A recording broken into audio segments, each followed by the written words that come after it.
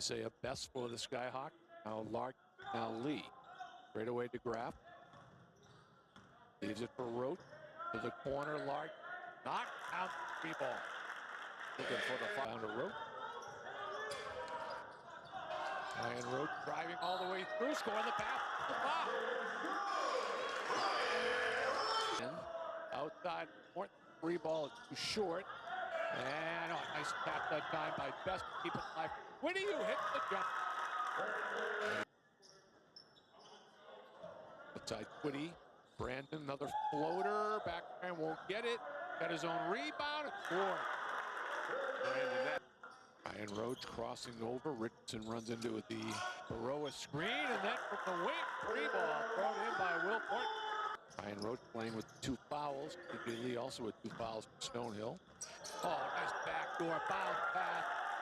2 for Joel Baroa from Lee again. KJ has an alley. Here he comes. Couldn't get it to go left in. Got his own rebound and scores. Forecourt. Now Lee. KJ for Rote. Ryan drives the baseline, kicks it back outside. 3 ball thrown in by Brandon Twitty. Ball is guarded. Rote outside the arc. Twitty. 3 ball won't go. Another offensive rebound for Baroa. Back side for 2 in the basket. Throws up a wild shot that time. Baroa clears the glass. Road for Best. Isaiah. Advantage of it. Morton puts on the brakes and hit. Big bat by Morton. He went to the run. 12 seconds to shoot. Rote gets out of the double team. Lark, 3 ball, won't get it, but the follow is up and good by Will Morton. Everybody up into the half court. They go with the baseball pass down the floor for Beth. It's stolen away at the buzzer. And no good, and we go to overtime. Second half, now 18 with that puck. All even again. Put a number in the down, and he got back in the game. Isaiah thought about a 3 ball, but looked up. But it comes to Baroa.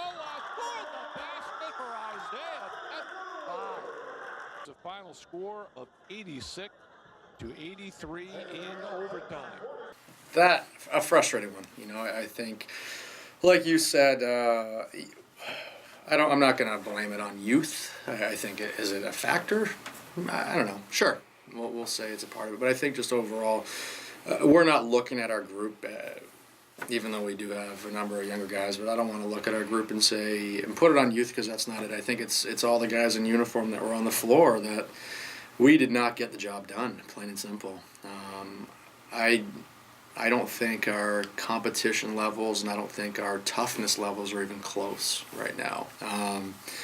And they're close to where I expect them to be, but close to where they need to be in order to compete at this level and win games at this level. So, you know, I think our group has a lot to work on. Our group is still growing, still learning, but our group needs to look themselves in the mirror and figure some things out if we're going to have the ability to be in games this year. I think we've got talent, but I think our guys probably look at talent right now as, talent's going to take over for us, but they don't realize the importance of all those other things right on the other end. When the ball goes up in the air, those types of situations, the 50-50 balls that we didn't even come close to getting any tonight. So free throw rebounds. We gave up, I can count off the top of my head, at least 3 offensive rebounds for Dominican that they grabbed at the foul line. And just things that, just the discipline levels there that our guys need to understand the importance of all those things right now. So I think our group, we're going to watch the film breakdown, but I think our group needs to really challenge themselves and challenge each other in that toughness area. Our defense was non-existent.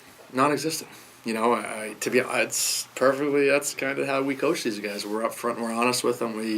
We tell them like it is, and I think that's what it is. Our defense is non-existent right now. You know, we're not challenging guys outside the 3-point line. We're not doing a good enough job keeping people in front. Our help defense isn't there, and I think just the word soft comes to mind. As much as it pains me to speak like this about our group, I think that's the reality of who we are, just at this moment. So I think we've got a lot of figuring out to do, us as coaches, to put our guys in better positions and to get better and grow. But I think our group needs to accept that challenge and